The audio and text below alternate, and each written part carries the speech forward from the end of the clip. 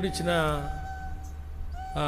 కృపావరం పొందుకున్నటువంటి పరిచారికుల ద్వారా సంఘము కావచ్చు, దేవుని పని ఏదైనా కావచ్చు, దేవునికి మహిమకరంగా జరుగుతుంది. దానివలన మహిమ వస్తుంది. సంఘక్షేమాభివృద్ధి చెందుతూ ఉండగా దేవునికి ఏమొస్తుంటుంది చెప్పండి? మహిమ వస్తుంది. దేవునికి మహిమ రావాలంటే సంఘములో ఉన్న వ్యక్తులంతా, ఆయన శరీరంలో అవయవాలుగా ఉన్న వాళ్ళంతా ఏం చేయాలా?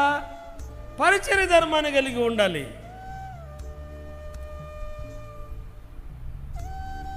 కాబట్టి దేవుని మహిమ నిమిత్తము ఏర్పరచబడ్డాం మనము, దేవుని మహిమ నిమిత్తము. కాబట్టి ఆయనకి ఆ మహిమ రావాలంటే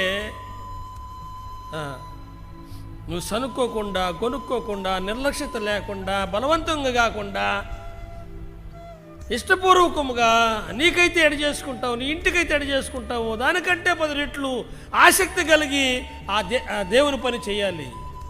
అప్పుడు ప్రతిఫలము నీకు ఇస్తాడు. హల్లెలూయా. అప్పుడు నీకేమిస్తాడు చెప్పండి? అంగీకరించబడినటువంటిది అది, దేవుని చేత ఆమోదం ముద్ర పొందినటువంటి పరిచర్య, అంగీకరించబడిన పరిచర్య, ప్రతిఫలం పొందుకోవడానికి యోగ్యత కలిగిన పరిచర్య అది.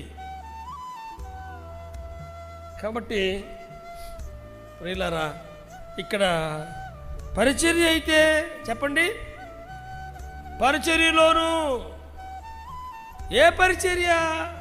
పాటలు పాడే పరిచర్య. ఏ పరిచర్య? బోధించే పరిచర్య.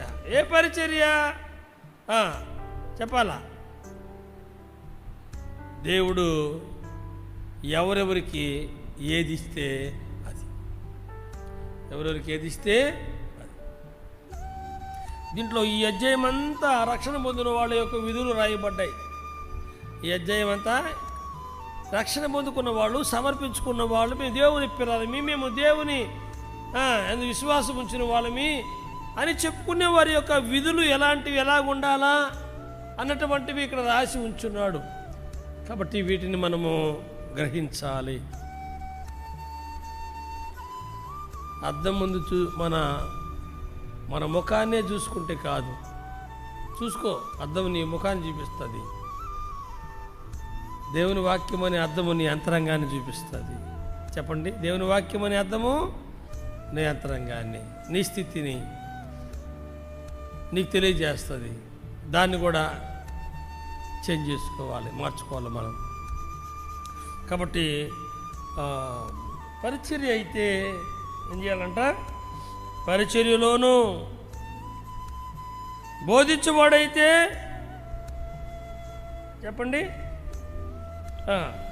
అంటే బోధించే పరిచర్య నాకు ఇచ్చాడు, బోధించే పరిచర్య నాకు ఇచ్చాడు.